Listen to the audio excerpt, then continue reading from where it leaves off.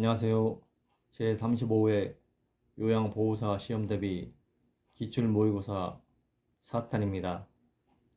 이 모의고사 문제는 34회 기출문제를 중심으로 출제하였습니다. 오늘은 80문제 중에 31번부터 40번까지 필기 5문제, 실기 5문제를 풀어보겠습니다. 출제 범위는 노인의 건강 증진 및 질병 예방, 요양보호 기록 및 업무 보고, 임종 요양보호, 신체활동 지원에서 출제하였습니다. 괜찮으시다면 좋아요, 구독 부탁드리겠습니다. 감사합니다. 30일 65세 이상 노인은 반드시 예방접종을 하도록 권장하고 있는 전염병이 아닌 것은 1. 파상풍, 2. 대상포진, 3. 디프테리아, 4. 백일해, 5. 폐렴구균. 정답은 4번 백일해입니다. 틀리신 분들은 교재 214쪽입니다. 교재 보겠습니다. 65세 이상 노인은 반드시 인플루엔자, 폐렴구균, 대상포진, 파상풍, 디프테리아를 예방접종을 하도록 권장하고 있습니다.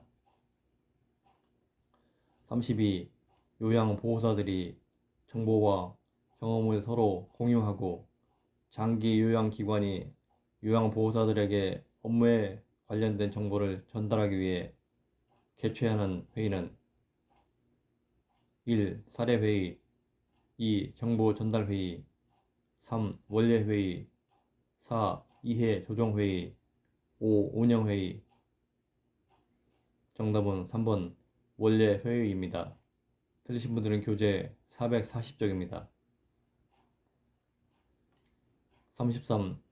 능숙하게 사용할 수 있으면 시간을 절약할 수 있고 실시간으로 확인할 수 있으며 기록으로 남길 수 있는 보고 형식은 1번 서면 보고, 2번 전산망 보고, 3번 구두 보고, 4. 사례 보고, 5. 일일 보고. 정답은 2번 전산망 보고입니다. 34. 임종을 앞둔 대상자가 가슴에서 돌 구르는 것 같은 가래 끓는 소리가 들릴 때 돕는 방법은 1. 진정제를 투여한다. 2. 음악을 들려준다.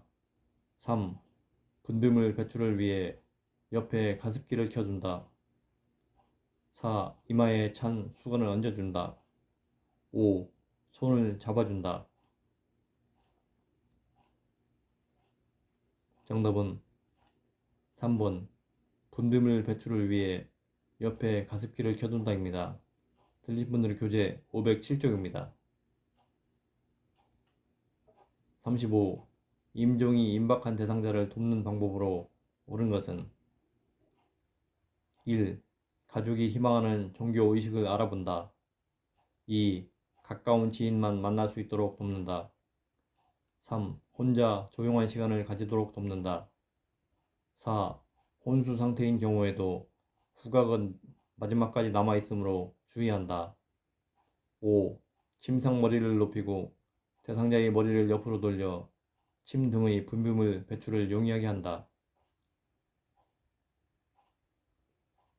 정답은 5번 침상머리를 높이고 대상자의 머리를 옆으로 돌려 침 등의 분비물 배출을 용이하게 한다입니다. 틀리신 분들은 교재 509쪽입니다. 가족이 아니고 대상자가 희망하는 종교의식을 알아보아야 합니다.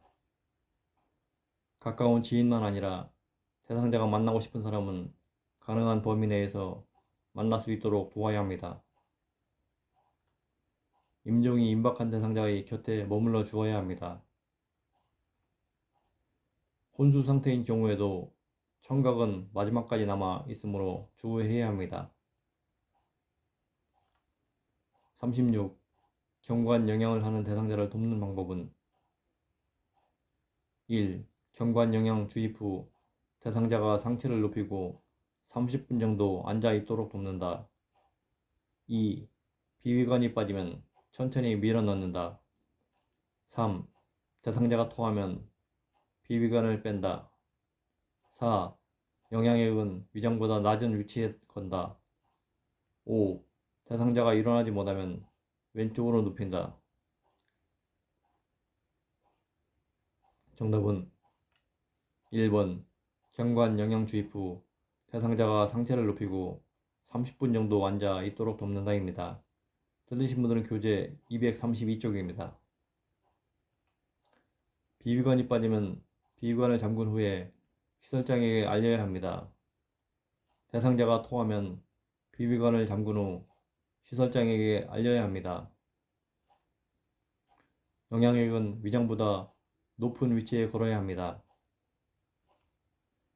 대상자가 일어나지 못하면 오른쪽으로 눕혀야 합니다. 37. 식사를 도울 때 사례를 예방하는 방법으로 옳은 것은 1. 비타민C 섭취를 위해 키위 주스를 곁들인다. 2. 입안에 음식이 조금 남아있을 때 다음 음식을 넣어준다.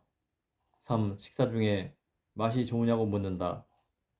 4. 상체를 약간 앞으로 숙이고 턱을 든 자세로 식사한다. 5. 대상자가 등받이 있는 의자에 등을 펴고 깊숙이 앉게 한다. 정답은 5번 대상자가 등받이 있는 의자에 등을 펴고 깊숙이 앉게 한다입니다. 들리신 분들은 교재 228쪽입니다. 신맛이 강한 음식은 침을 많이 나오게 하여 살에 들릴 수 있으므로 주의해야 합니다. 음식을 완전히 삼켰는지 확인한 다음에 음식을 넣어 드려야 합니다. 음식을 먹고 있는 도중에는 대상자에게 질문을 하지 않아야 합니다. 상체를 약간 앞으로 숙이고 턱을 당긴 자세로 식사를 해야 합니다. 38. 경구약을 복용하는 대상자를 돕는 방법으로 옳은 것은 1. 물약을 따를 때는 라벨의 반대쪽을 잡고 따른다. 2. 계량컵을 식탁에 놓고 처방된 양만큼 따른다. 3. 물약의 뚜껑의 아래가 바닥으로 가도록 놓는다. 4. 알약은 약병에서 손으로 옮긴다. 5. 손으로 만진 약은 약병에 다시 넣지 않는다. 정답은 5번. 손으로 만진 약은 약병에 다시 넣지 않는다입니다. 들리신 분들은 교재 234쪽입니다. 용액병의 라벨이 붙은 쪽을 잡고 라벨의 반대쪽 방향으로 용액을 따라야 합니다.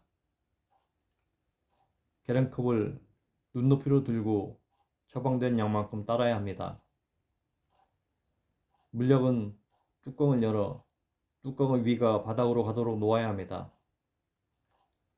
알약은 약병에서 약 뚜껑으로 옮긴 후에 손으로 옮겨야 합니다.